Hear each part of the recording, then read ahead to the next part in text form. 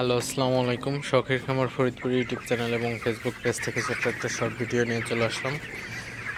তো আজকে আপনাদের সাথে আলোচনা করব ব্রয়লার মুরগি হিট স্ট্রোক কেন করে এবং হিট স্ট্রোক থেকে ব্রয়লার মুরগিকে কীভাবে সেভ করবেন, তো সে বিষয়ে আলোচনা করব। তো ভিডিওটিকে স্কিপ না করে অবশ্যই শেষ পর্যন্ত দেখবেন এবং শখের খামার ফরিদপুর ইউটিউব চ্যানেলটি সাবস্ক্রাইব করবেন।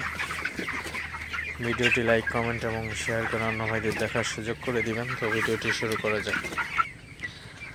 আপনারা দেখতে পাচ্ছেন আমার ব্রয়লার মুরগিগুলা আসলে আজকে কিন্তু সর্বোচ্চ লেভেলের গরম গেছে।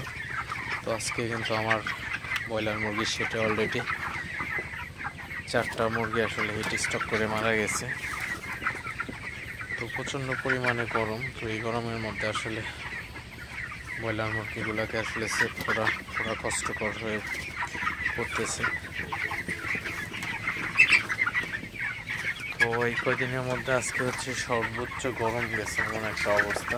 এই গরমের মধ্যে ব্রয়লার মুরগিকে অবশ্যই পাতলা করে রাখবেন, অর্থাৎ স্পেসটা বেশি দিবেন মুরগিকে, যাতে মুরগিগুলা ছড়িয়ে ছিটিয়ে থাকতে পারে। এবং অবশ্যই মুরগিগুলোকে বেশি বেশি পানি দিবেন। তো খাবার স্যালাইন দিতে পারেন মুরগিকে, এবং অবশ্যই দুপুরে কিন্তু সকাল 11টা থেকে বিকাল 4টা পর্যন্ত খাবারটা বন্ধ রাখবেন। তো মুরগিকে বেশি বেশি তাড়াবেন মাঝে মধ্যে। তো খাবারটা কিন্তু বন্ধ রাখলে মুরগির হিট স্ট্রোকটা একটু কম হয় আসলে। তো গরমটা কম হলে আসলে হিট স্ট্রোকটা কম হয়। তো আসলে প্রচুর পরিমাণে গরম, এই গরমের মধ্যে এমন একটা অবস্থা হয়ে গেছে মুরগির কিন্তু ঘেমে কিন্তু মুরগি ঠান্ডা লেগে গেছে আসলে।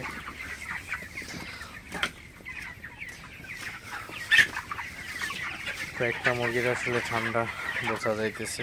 তো প্রচুর পরিমাণে মুরগিগুলা ঘামলে আসলে মুরগির ঠান্ডা লাগাটাই স্বাভাবিক। তো অবশ্যই আপনারা যদি পারেন সিলিং ফ্যান ব্যবহার করতে পারেন এই গরমের মধ্যে, অথবা হাসি ফ্যানও দিতে পারেন, তবে উঁচু করে বেঁধে দিতে হবে যাতে আপনার ব্রয়লার মুরগির একবারে সামনে থেকে বাতাসটা না লাগে, তাহলে কিন্তু ঠান্ডা লেগে যাবে।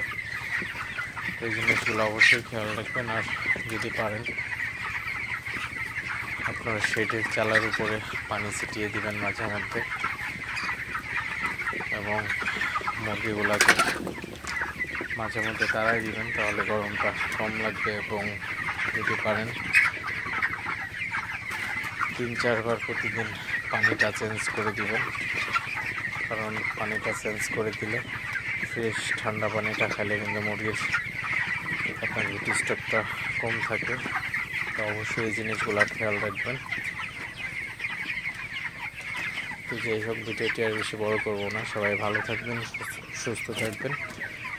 শখের খামার ফরিদপুর ইউটিউব চ্যানেলটি অবশ্যই সাবস্ক্রাইব করবেন।